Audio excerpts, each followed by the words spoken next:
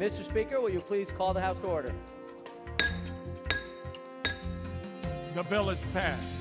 We'd like to get a budget that represents the interests of the people who are standing here with me now. To be part of the struggle to achieve a better society for all. We want to make sure that we make New York a more affordable place to live, a better place to raise a family.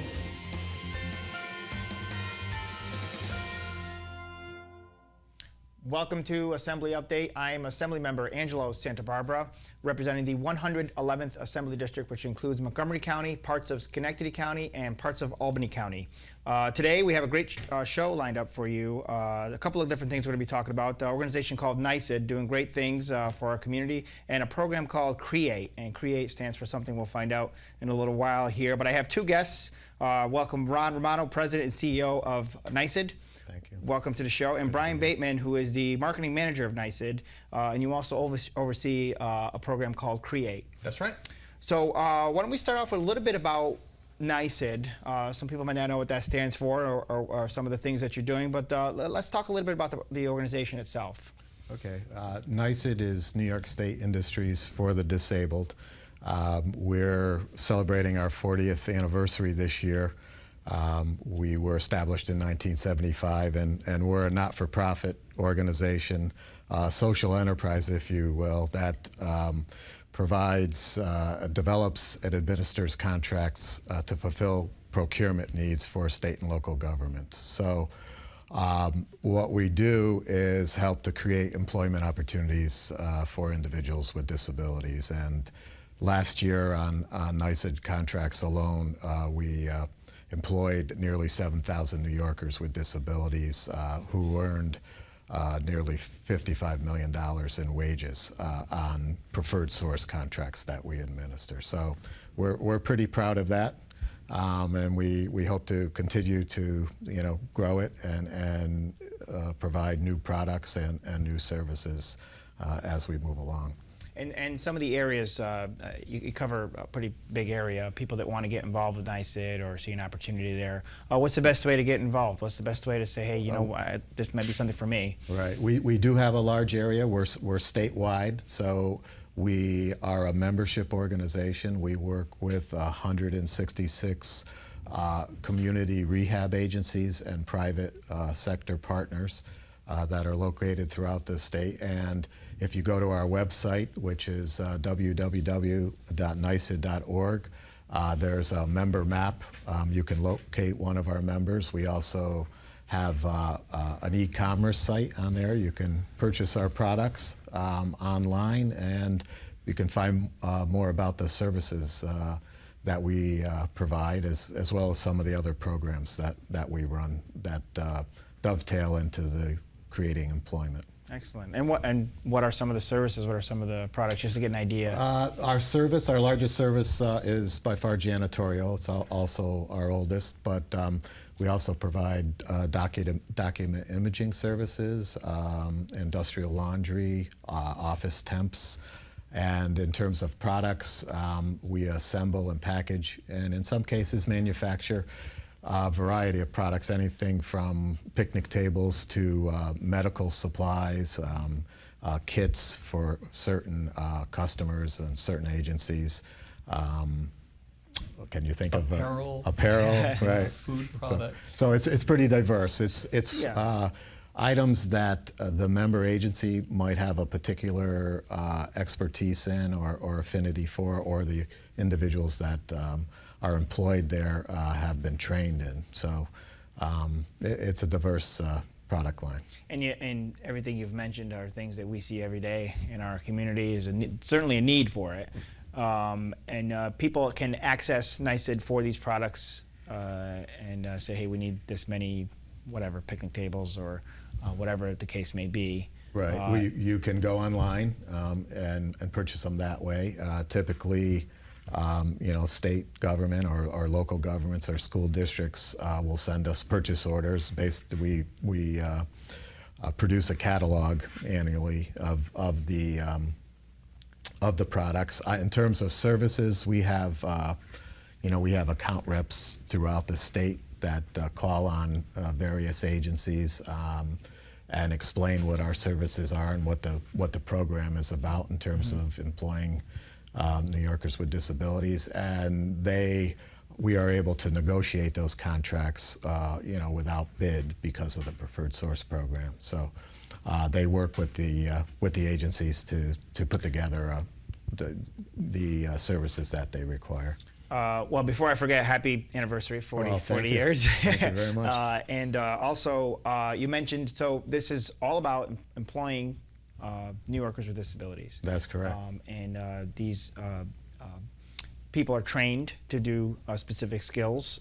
And with that, is a good time actually to segue into a program called CREATE, Brian, that you oversee, that sort of helps people perform some of these tasks and some of these jobs. And I know here up at the Capitol, I had a symposium where we saw some of these, I believe it's called adaptive technology. Mm-hmm. So I'll let you give us the details on that and how this is really taking some of these jobs to the next level and expanding them to provide a great opportunity for New Yorkers with disabilities. Sure, yeah. Our mission is to create job opportunities for people with disabilities. And what we saw was a potential to work with universities and schools with engineering students who want to develop capstone projects. And then we provide projects that will help them increase the number of jobs that people with disabilities can perform, maybe by adapting. For example, one adapted a shrink wrapping machine for a wheelchair. Another adapted a tagging gun for a Goodwill store for blind people and gave it an audio feature and made it much more efficient. So we work with schools that have student engineers that are looking for capstone projects. And then those capstone projects end up benefiting people with disabilities in their work environments. Apparently, the projects themselves in engineering programs is relatively new. For years, a lot of schools were strictly theoretical in their engineering programs, and the shift really has been more toward hands-on projects. But even still, what I've found out from professors is that very often the projects would be disassembled at the end of the school year, and they might be something that could throw a frisbee farther, or more accurately, or something like that. And what the professors report to me is that now that the students are building devices that actually help people with disabilities, they're much more motivated in their work. So the professors are thrilled, and they keep coming back year after year, and more students keep working on these projects. Now the CREATE program is fairly new. Yeah. So have you gotten any feedback from businesses or companies that say, yes, if you could produce this sort of adaptive technology, we could hire this many people? Well, the schools actually work with rehab agencies that are NYSID members that are already employing people with disabilities. And so what the students will do is tour the workshop, or sometimes they're outside jobs, janitorial jobs or whatever, and they look for opportunities to improve efficiencies. I see. And so the students aren't handed a particular project, we would like you to develop this. The students actually have to go and find the project. They have to be creative in seeing what things can be done more efficiently that result in more people with disabilities working, or increasing the efficiency of people with disabilities, and therefore often increasing their pay rate. This is just a wonderful program. When I saw it, my eyes lit up, because I think it's really expanding opportunities and allowing people to do more than they could in the past. And I see that's our goal. I see names here. So you have a Schenectady ARC is going to participate for the first time this year. Yeah. So Schenectady ARC right in downtown Schenectady. And they're going to be working with Union College, and Union College, their engineering team is an all-female team. The professor and the students are all women, and it's the first time we've had an all-woman team working on a CREATE project, which is kind of neat.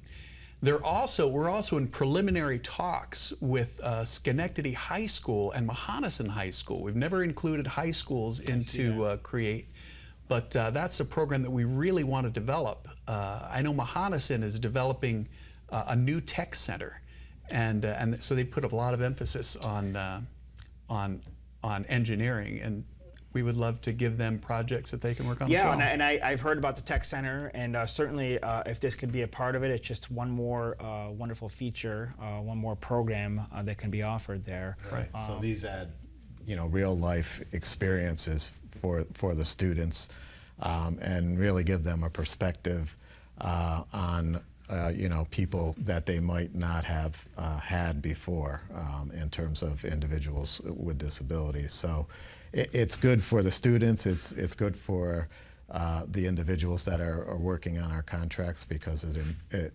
hopes to improve productivity, and in doing so they'll be able to do additional tasks or work in areas where they may not have been able to before. It also can increase their wages. So it's a win for everyone. And as you know, and you stopped by not too long ago, I think it was in April, when we had our first symposium right here in the Legislative Office Building, and brought the I think it's 4 universities that we were working with currently, and 11 member agencies, and the students, and here to show what they had accomplished over the past year, and it worked out great. Some of the items and some of the ideas that they've come up with have potential, not only to help the individuals, but they are potential products that we might be able to somehow produce in the future, or commercialize. So that's probably the ultimate goal, if ultimate win. But if we could just increase productivity for the people we're working with, that's great. And I know you talked about some of the people that work at NYSID. I know you had some photos to share of your employees and some people, and I know we'll flash some of those up. See, these are some of the people that and I know the adaptive technology. We just saw one of those floor buffers. That's right. And I think we had something. I saw something related to that as well, where it made that a little easier to use. And that was always difficult. I've had a chance to use the floor machine on several occasions. Not too easy to use. Right. It takes a lot of strength and coordination. Right. And the one in the photo was one that is circular, and it does take a lot of strength, and it also, you can bang it against the wall and create damage. The one that we had at the symposium was rectangular and actually vibrates rather than in a circular motion, so it's easier to control, and you can get into corners. And it accomplishes the same job. That's right. Same quality, right. Just easier to use. And now, more people can use something that was sort of difficult and you need a lot of strength to do. So that's exactly right. But that's what this program is about. Right. And I think it's and it's like we said, it's fairly new, but I think this is something that's going to expand into something wonderful for all communities. I agree. Now, one thing that I'm hoping is that it will help not only the people that are on these contracts right now, but my hope is that the student engineers, it will shape their thinking in the future, that it will affect at least some of the trajectory of what these students end up doing, and the emphasis of assistive technology and the things that they could create to help people in the future. Once you get a taste of that, of actually not only inventing something, but inventing something that actually helps people, I'm hoping that that continues. Now, I had a chance to see this firsthand here at the Capitol in your symposium, but people watching that haven't had a chance to see this and get excited about this program, what's the best opportunity to sort of explore this a little more? Is it a website or another symposium coming up? Or Yeah. Our next symposium will be next spring, but and that will be open to the public. And to find out about that, you can visit the CREATE website, which is www.createnysid.net. And on there, you'll always see projects that students have developed, their papers and short videos that they created, as well as how schools can get involved in working with us. We're always looking for more schools that would like to partner with rehab agencies. We are going to take a short break. When we come back, we're going to talk more about the CREATE program and some more about the history and where it's heading. Stick with us after the break. More about NYSID and the CREATE program.